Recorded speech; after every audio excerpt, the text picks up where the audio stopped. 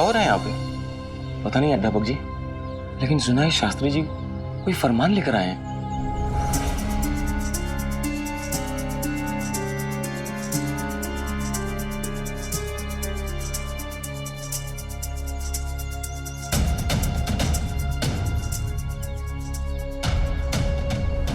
आइए पाटिल जी, आपका इंतजार था मुझे। क्या बात है शास्त्री जी, क्या हुआ? अंग्रेजी सरकार का एक फरमान आया है मेरे पास। कुलकर्णी सरकार के वाड़े गया था, लेकिन वहां ताला जड़ा है दरवाजे पे।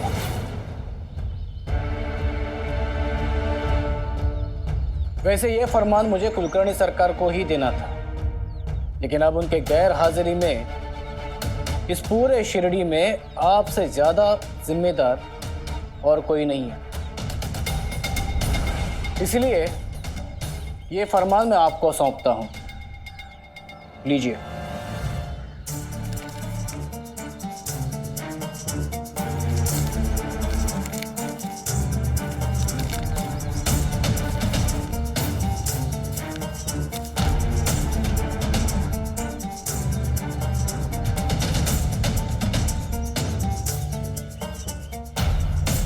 क्या हुआ पाटिल जी, क्या लिखा है इसमें?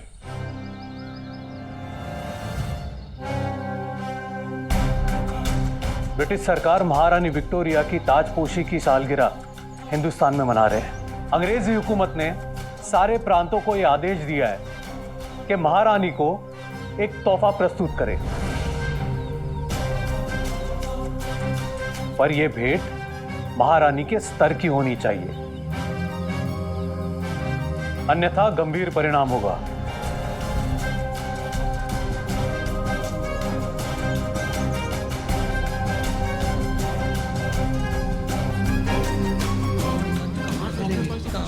शांत हो जाइए, आपकी चिंता जायज है। मैं आपकी पीड़ा समझता भी हूं, लेकिन उपहार देने के सिवा आपके पास और कोई विकल्प नहीं है। आदेश की पूर्ति होना जरूरी है। क्या देना है, कैसे देना है, यह आप सब लोग मिल बैठकर तय कीजिए। अब हम क्या करें? कहाँ से देंगे उपहार और क्या देंगे? कुछ नहीं होगा बेटा, तुम्हें कुछ नहीं होगा। संभाल कर लाओ। साईं, साईं।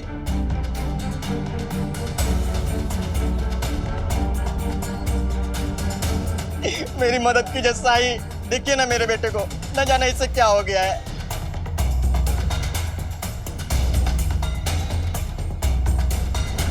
इसे यहां बिठा दो।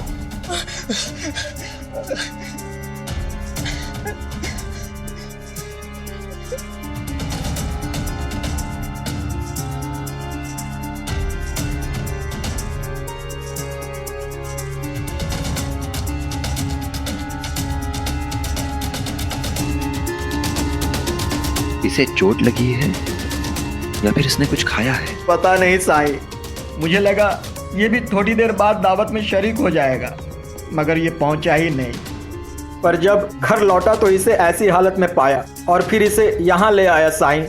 साईं, ये ठीक हो जाएगा ना साईं? हाँ, ठीक हो जाएगा, लेकिन उसके लिए मुझे पहले ये पता करना होगा कि इसे हुआ क्या है, इसकी समस्या की वजह क्या है।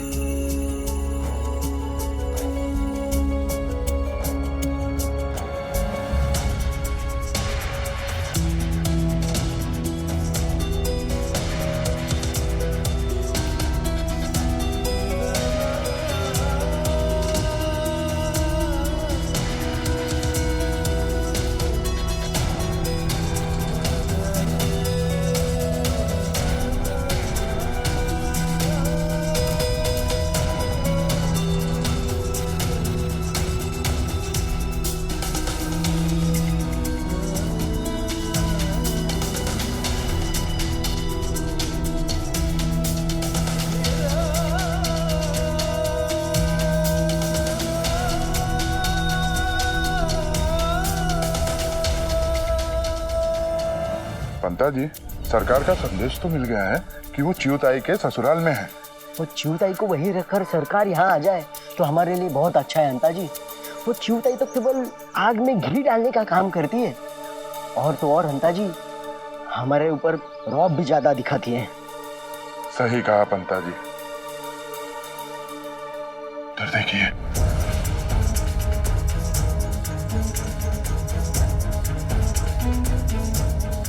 पिछली बार जब शास्त्री जी सरकार के वाड़े पे आए थे तब उसने तीसरा गांव ले लिया और धमकी देके गए थे कि सरकार से शिरडी नहीं संभल रही है। इस बार क्यों आए हैं शास्त्री जी यहाँ? चलिए पता करते हैं। ध्यान रहे, अंग्रेजी हुकूमत का फरमान मिला है आपको, गंभीरता से ले लीजिए। इससे शिरडी को कम से कम तकलीफ होगी। अंग्रेजी अफसरों का मिजाज तो आपसे छुपा नहीं है। उम्मीद है आप मेरा भरोसा नहीं टूटने देंगे। हे भगवान, फरमान! शास्त्री जी ने अप्पा को फरमान दिया। हमें सरकार तक खबर पहुंचानी होगी अंता जी। कहीं ऐसा तो नहीं कि शिरडी भी सरकार के हाथ से निकलकर अप्पा जी के हाथों में चली गई?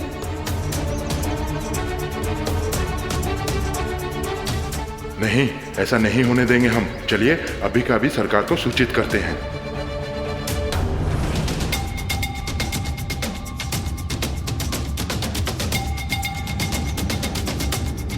अरे बाप रे, गई भैंस पानी में। अब हमारा क्या होगा पंता जी? कुछ दिनों में आकर हम उपहार लेके जाएंगे।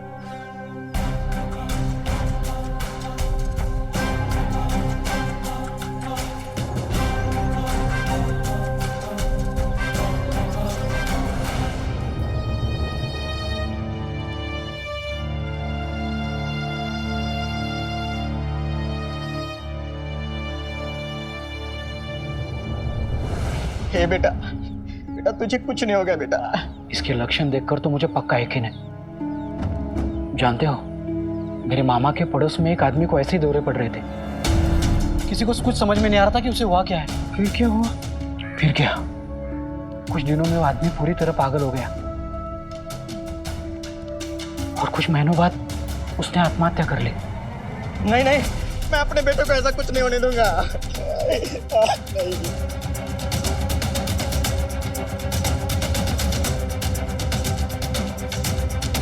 कुछ नहीं होगा इसे, कुछ नहीं।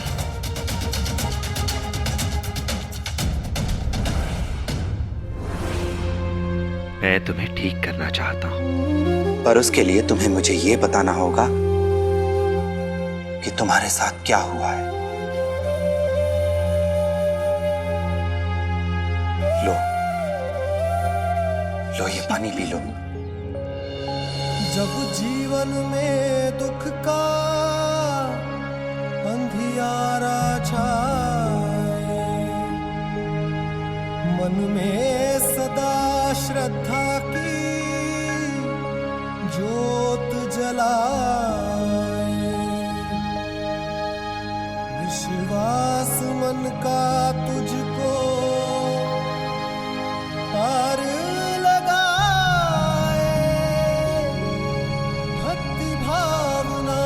श्रद्धा से जो शीश झुकाए,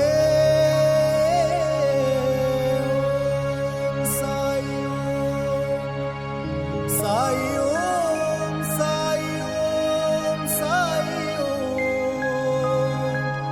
साई ओम।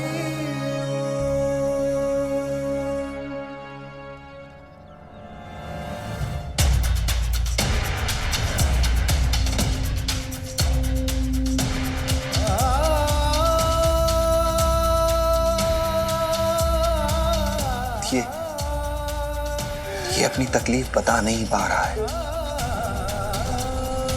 क्योंकि ये बहुत डरा हुआ है। हे बेटा, बेटा डरो मत बेटा।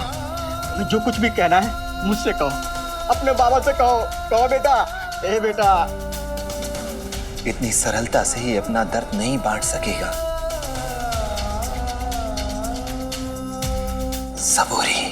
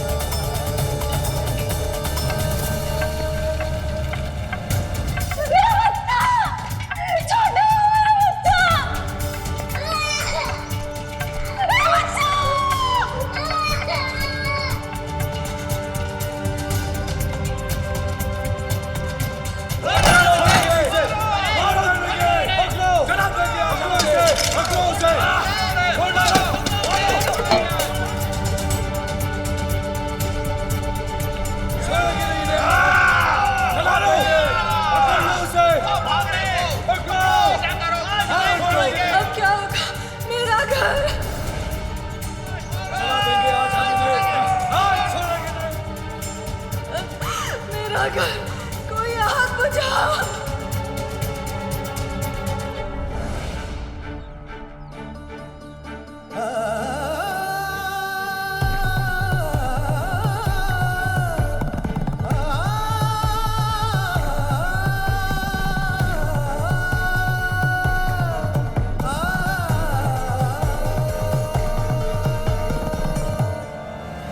दंगे फसाद में हुई क्रूरता, नृशंसता और तबाही से बहुत गहरा सदमा पहुंचा है इसे।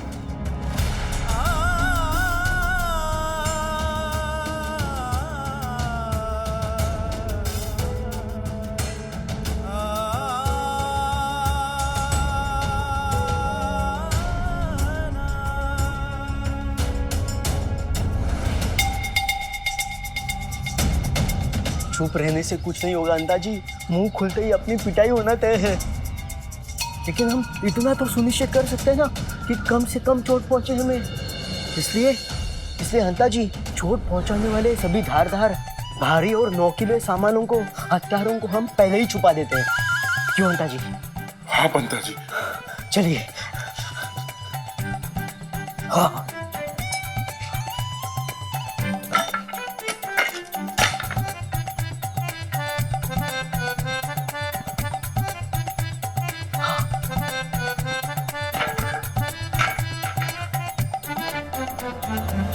तुम दोनों यहाँ क्या कर रहे हो? सरकार, एक बहुत जरूरी खबर है। इसलिए हम खुद को यहाँ आने से रोक नहीं पाए। तुम दोनों के थोबड़े देखकर लग ही रहा है कि समाचार शुभ नहीं है। अब बोलो, मुंह में दही जमा करके खड़े क्या हो? बोलो। शास्त्री जी कोई फरमान लेके आए थे शिरडी में, और वो फरमान उन्होंने उस पाटिल को दे दिया। हमें तो लगता है। क्या लगता है? बोलो। हमें तो लगता है कि शास्त्री जी आपका पद पाटिल को देना चाहते हैं।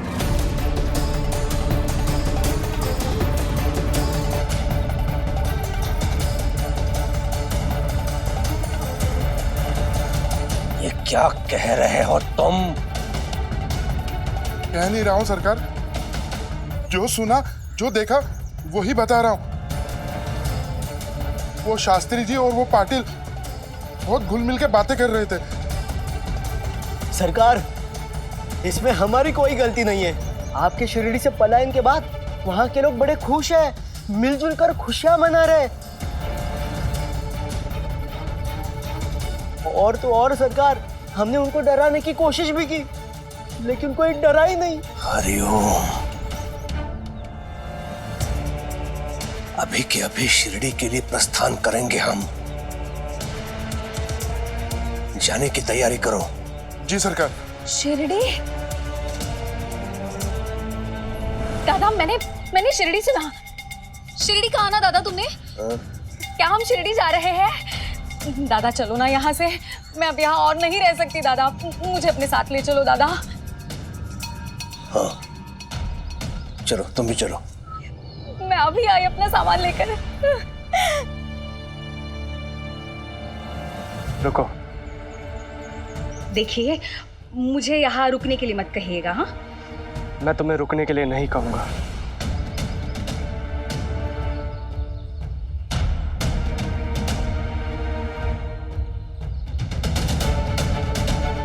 अगर आपको आपत्ति ना हो तो मैं भी आपके साथ शिरडी आना चाहता हूं,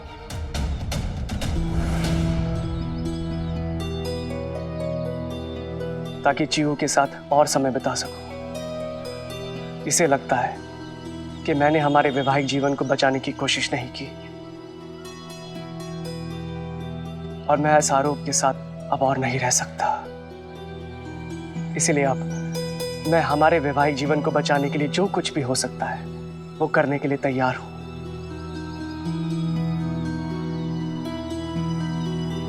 हरिओम। जो देखो, तुम्हारी ये समस्या भी हल हो गई। मैं सामान लेके आती हूँ मेरा।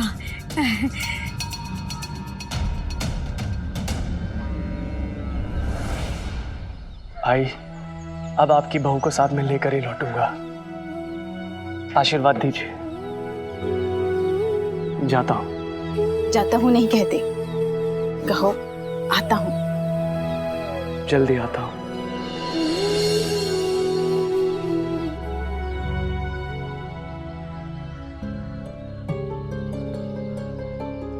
मेरा बेटा अपनी गृहस्थी बसाने के लिए जा रहा है, मुझे तो उसे खुशी खुशी विदा करना चाहिए। फिर ये घबराहट क्यों?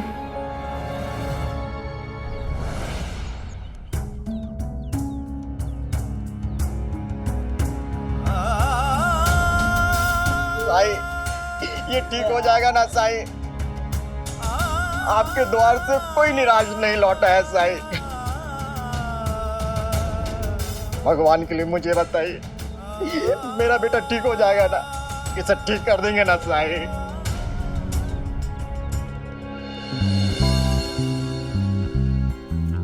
मैं हर संभव कोशिश करूंगा।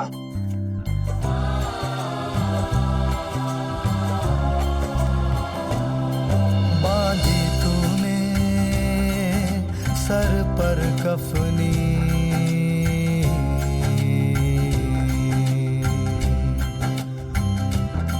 बांधी तूने सर पर कफनी, तन पर पहना है झोला। कोई फकीर है मस्त ये मौला, या बैरागी भोला। कहाँ से आए जाए किधर, कहाँ से आए जाए किधर, ये तो है अमन की एक लहर। राही को दिखाए राह गुजर, बस एक नजर तेरी एक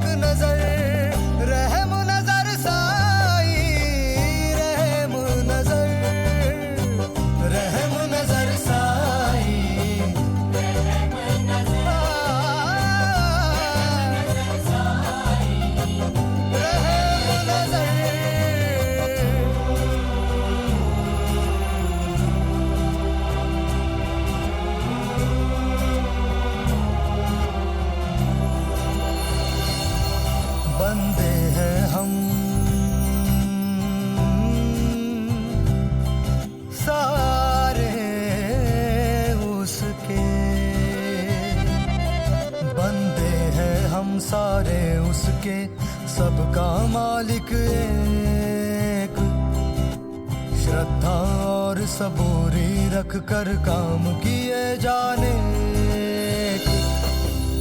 कोई भी राह कोई भी सफर, कोई भी राह कोई भी सफर, उस तक पहुंचे हर एक डगर। राही को दिखाए राह गुजर, बस एक नजर तेरी एक नजर।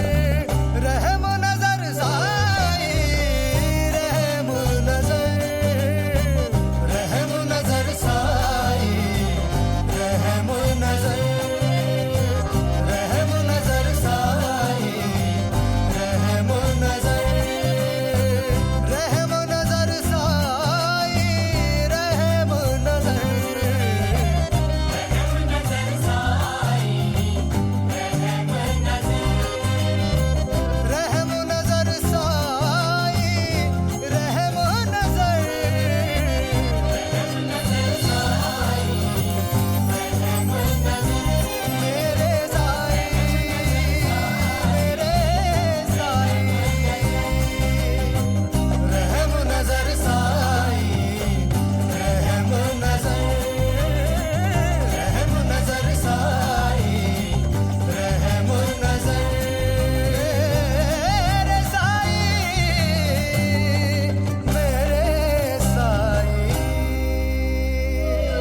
बाबा, बेटा बेटा ठीक हो गया तू बेटा। साई, साई मेरा बेटा ठीक हो गया साई। ओ जिसके हृदय में दया भरी हो, करुणा मैं जो सर्वोपरि हूँ, निर्बल का जो बने सहारा, हृदय वही तो हरि का धाम। हरे कृष्णा हरे राम। बाबा, हम बरसों से उन लोगों के साथ रहते आए हैं। वो लोग इतने क्रूर कैसे हो सकते हैं? कैसे वो लोगों को मार काट रहे थे, घरों को लूट रहे थे। मैं ये सब भुला नहीं पा रहा हूँ। भूलने की जरूरत भी नहीं है, क्योंकि अगर भूल जाएंगे तो फिर सीखेंगे कैसे कि क्या गलत हुआ था।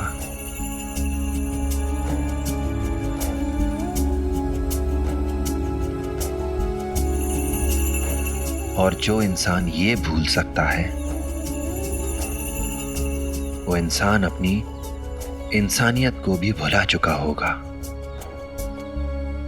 हमें ऐसे हादसों को याद रखना चाहिए, जख्म बनाकर नहीं, बदले के लिए नहीं, बल्कि बदलाव के लिए, ताकि इन यादों के सहारे हम अपने समाज को, अपने परिवार को मजबूत कर सकें, उसे सुधार सकें। जो दीवारें खड़ी हो गई हैं उन्हें गिरा सकें, जो दरारें आ गई हैं उन्हें भर सकें, जो गांठें पड़ गई हैं खोल सकें उन्हें।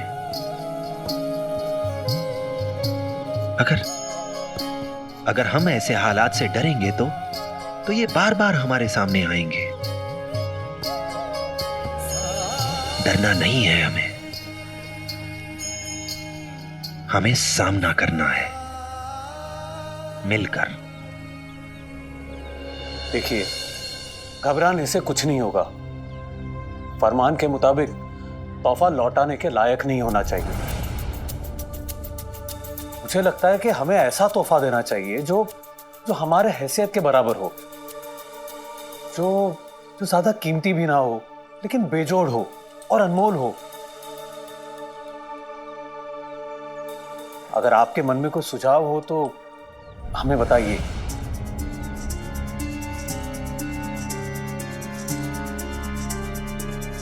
क्या भगवत गीता दे सकते हैं? सुझाव अच्छा है, मगर महारानी को सिर्फ अंग्रेजी आती है, गीता उनके समझ में नहीं आएगी।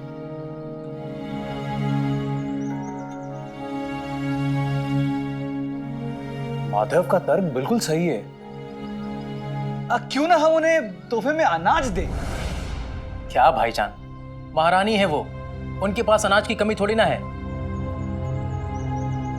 फिर और क्या दे सकते हैं?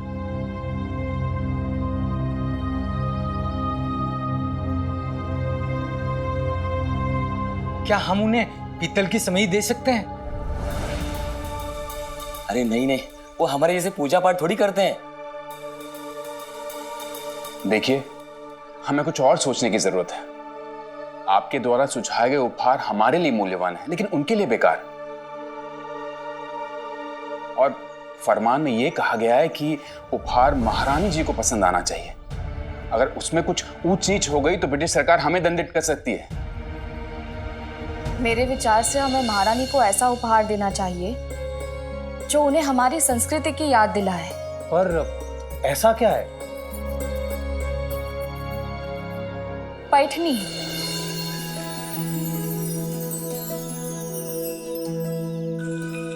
हाँ, हम उपहार में पैठनी दे सकते हैं। पैठनी साड़ी जो हमारे संस्कृति की पहचान है। हाँ भाई साहब, इस प्रांत की पहचान है पैठनी, और मेरे विचार से महारानी के पास पैठनी नहीं होगी। लेकिन पैठनी तो बहुत महंगी होती है ना। उसकी चिंता आप सब बिल्कुल ना करें। बस पाटिल जी, कच्चे सामान का इंतजाम आप करवा दीजिएगा। मैं अपने हाथ से बुन दूंगी पैठनी। हम लोग मदद करेंगे बुनने में रिहाना की। अगर ऐसा है तो कच्चे माल के लिए हम लोग आपस में भी चंदा करके पैसे इकट्ठा कर सकते हैं। जी पाटिल जी, आप बिल्कुल बेफिक्र रहें। ये फरमान भले ही आपको जारी हुआ हो, लेकिन हम सब आपके साथ हैं। क्यों भाइयों? हाँ। धन्यवाद। तो फिर तय हुआ कि हम महारानी को पैठनी देंगे।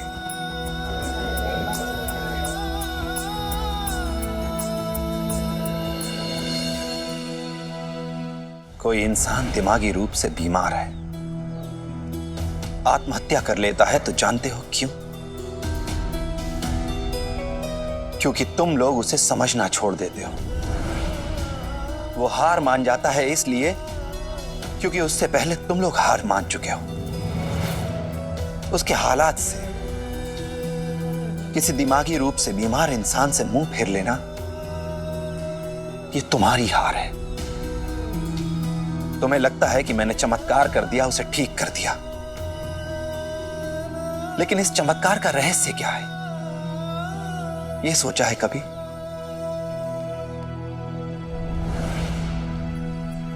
इस चमत्कार का रहस्य है प्रेम। प्रेम को लोगों के साथ जुड़ने का आधार बनाओ, क्योंकि जब तक तुम प्रेम को लोगों से जुड़ने का आधार नहीं बनाओगे, लोग पराये ही रहेंगे।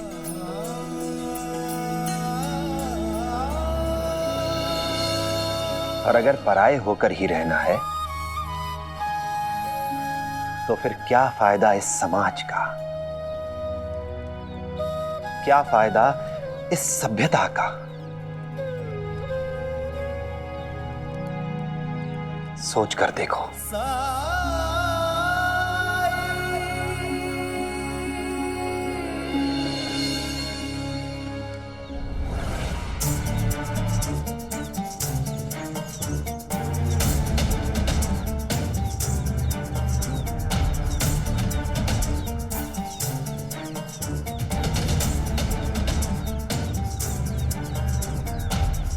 ये हटा तेरी गाय को सामने से। हाँ हाँ, जा रहे हैं।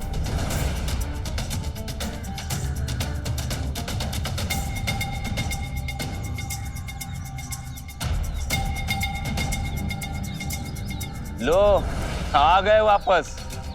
खुद को शिरडी का राजा समझते हैं, हाँ? दंगे हुए तो भाग निकले, और जैसे ही सब कुछ ठीक हुआ ना, तो आ गए मुंह उठा के। जाने दो, हमें से क्या? अब हर किसी आने जाने वाले को रोक थोड़े ना सकते हैं। चलो अपना काम करते हैं। हाँ। दादा, तुम्हारा इतना बड़ा अपमान! तुम राजा हो यहाँ के।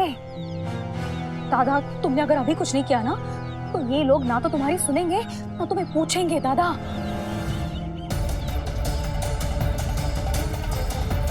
ऊंट बैठ भी जाए तो भी गधे से ऊंचा ही होता है।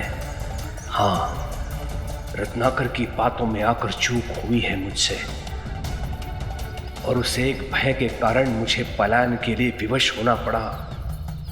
मेरे भयभीत होने के कारण इन गांव वालों के हृदय से मेरा भय चला गया। मेरे लिए जो सम्मान था वो चला गया। शीघ्र अतिशीघ्र इनके हृदय में वो भय व सम्मान उत्पन्न करना होगा मुझे, परंतु उससे पहले ये ज्ञात करना होगा कि मेरे ना रहने पर यहां क्या क्या हुआ। हरिओम। धन्यवाद। चलता हूं साईं। राम जी भला करें।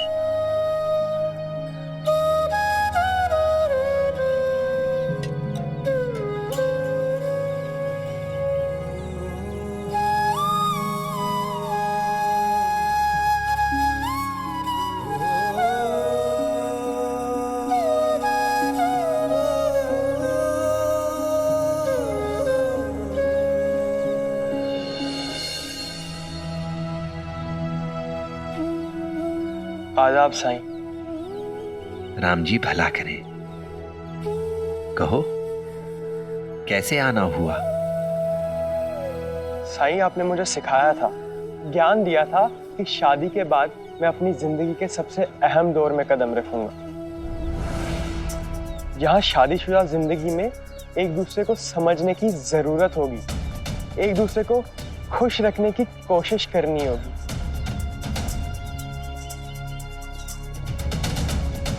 तहे दिल से अपनी जिम्मेदारियां कबूल करनी होगी हमें। और मैं तो शुरुआत में ही नाकाम रहा। देखिए ना, रुखसती की रस्म के बाद नुसरत जब से अपने अयाल से अलग हुई है तब से रोए जा रही है। क्या करूं साईं, आज तक कभी भी अपने घर वालों को छोड़कर नहीं रही हूं। मुझे अपने घर की, अपने अम्मी अब्बू की बहुत याद आ रही है।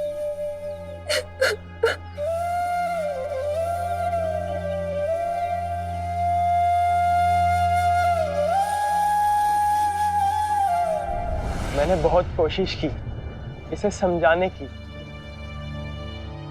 बहलाने की, शांत कराने की, लेकिन जब हार गया तो आपके पास ले आया साईं।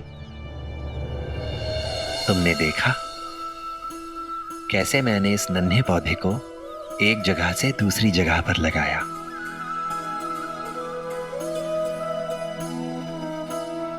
कुछ समझे असलम मियां? बागवानी तो आती है मुझे, लेकिन इस वक्त आप मुझे ये बताइए कि मैं अपनी बेगम को कैसे खुश रखूं, इसकी आंखों से बहते हुए आंसुओं को कैसे खुशी में तब्दील करूं।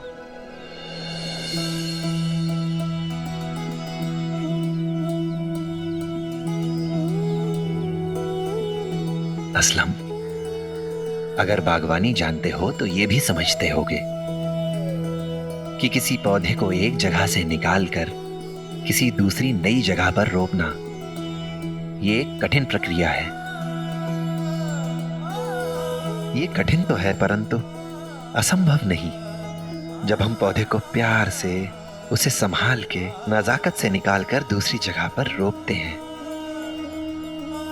उसकी देखभाल करते हैं, तो कुछ समय में धीरे धीरे वो अपनी जड़ें जमाने लगता है, बड़ा होने लगता है। वो बस ऐसी ही हालत एक नई दुल्हन की भी होती है। जब वो शादी करके अपने मैके को छोड़कर अपने ससुराल में जाती है तो नए लोगों को जानने के लिए, नए रिश्तों को समझने के लिए उसे कुछ वक्त, कुछ प्यार और देखभाल की जरूरत होती है।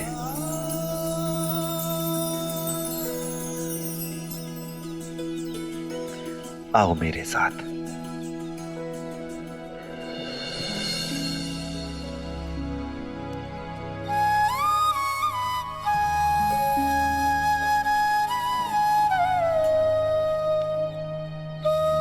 बैठ जाओ।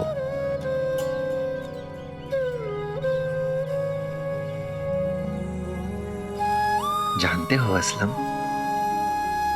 जब कोई लड़की निकाह के बाद विदा होके अपने मैके से अपनी ससुराल आ जाती है तो वो उसके लिए एक नई दुनिया, एक नया संसार ही तो होता है।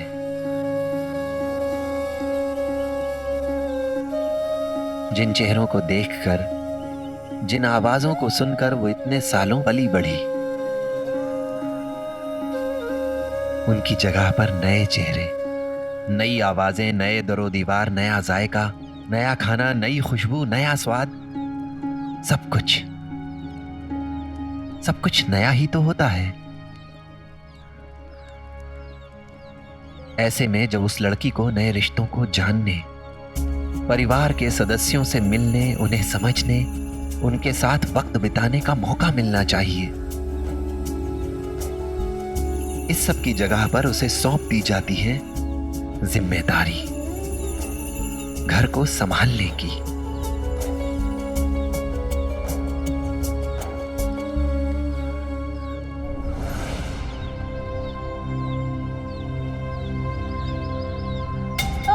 लो देखो केशव आ गया। क्या हुआ भीमा? तू बता केशव, हमने तो सुना कि तू शिरडी छोड़ के भाग गया।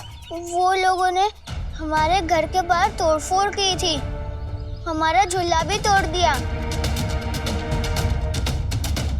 हम लोगों के घर जला दिए, फिर भी हम नहीं भागे।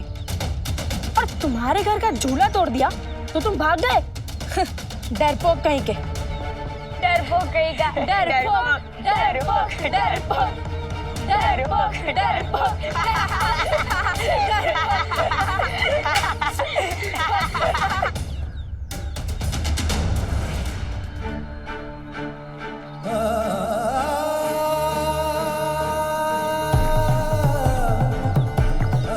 मुझे माँ के बिना अकेले नहीं आना चाहिए था। यहाँ तो सब मेरी खिल्ली उड़ा रहे हैं और माँ भी नहीं है मेरे साथ।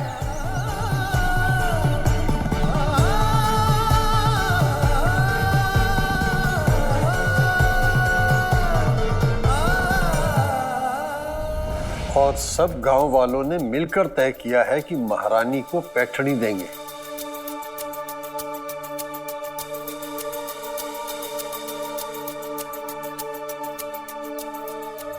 केशव,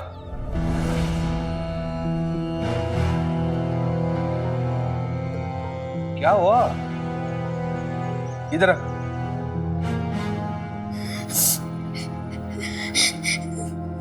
क्या हुआ बेटे, क्यों रो रहा है? वो लड़के मुझे चिढ़ा रहे थे। किसने तो साहस किया तुम्हें चिढ़ाने का? कौन थे वो? मेरे दोस्तों ने। उन्होंने कहा कि हम डर से शिरडी छोड़ के भाग गए थे। डरपोक कहा उन्होंने। ये हटा तेरी गाय को सामने से। हाँ जा रहे हैं।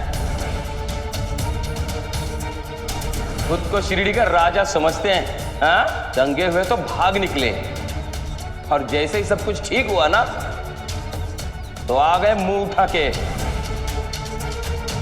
अंता पंता।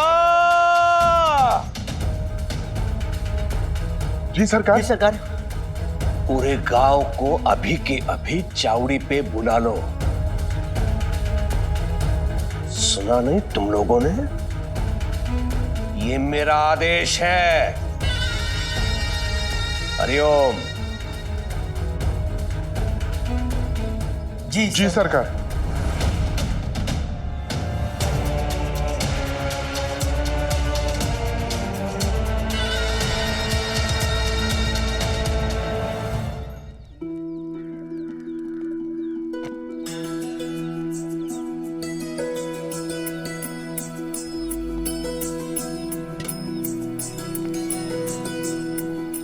लेकिन सच तो ये है कि जिम्मेदारी उठाने का जज्बा किसी पर थोपा नहीं जा सकता। इसके लिए तो ससुराल वालों को बहू से जुड़ना पड़ेगा, बहू को प्रेम करना होगा, अपनी ससुराल के लोगों से, ठीक वैसे ही जैसे वो अपने माँ बाप या अपने माता पिता के पक्ष से करती आई है। और जिस दिन ये संबंध जुड़ जाएगा, उस दिन बहू अपने आप जिम्मेदारियां उठाना शुरू कर देगी।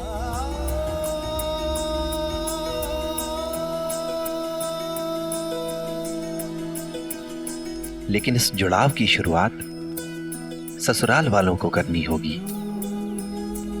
उन्हें यह समझना होगा कि आने वाली नई बहू उनके बेटे की अर्धांगिनी है, उसकी दासी नहीं है।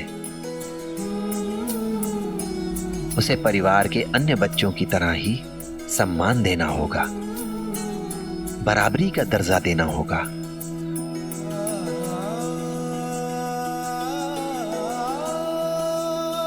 तभी उसे एहसास होगा कि वो इस परिवार का सदस्य है। किसी समस्या के बारे में जैसे हम अपने बच्चों से सलाह मशवरा करते हैं, उनसे राय लेते हैं, वैसे ही बहू से भी लेनी होगी। तभी तो उसे एहसास होगा कि ये घर भी उसका अपना घर है और परिवार का दुख, इस परिवार का सुख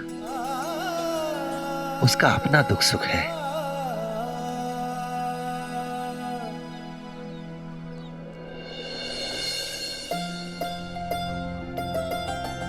असलम,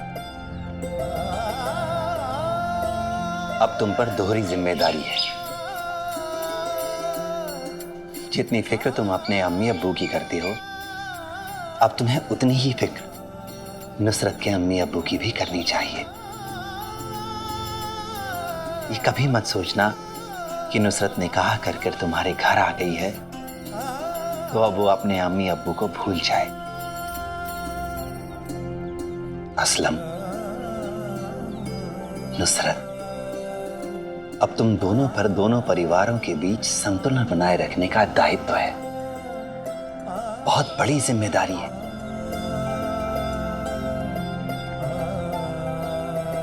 अगर कभी नुसरत को अपने परिवार की, अपने घर आंगन की याद आए तो अपने माँ बाप से इजाजत लेकर तुम इसे इसके घर ले जाओ। इससे इन्हें भी अच्छा लगेगा और सारे परिवार को भी। सब एक दूसरे को देख लेंगे तो तसल्ली हो जाएगी। जरूर साईं, मैं पूरी कोशिश करूंगा कि मैं जल्दी नुसरत को उसके मायके ले जाऊं। अब मन हल्का हुआ ना?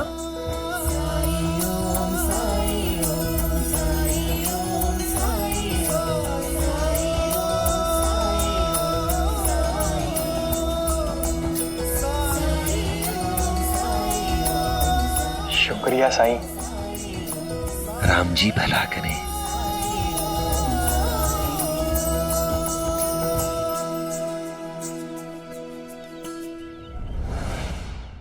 ऐसे और भी मज़ेदार वीडियो के लिए हमारे चैनल को लाइक, शेयर और सब्सक्राइब करें।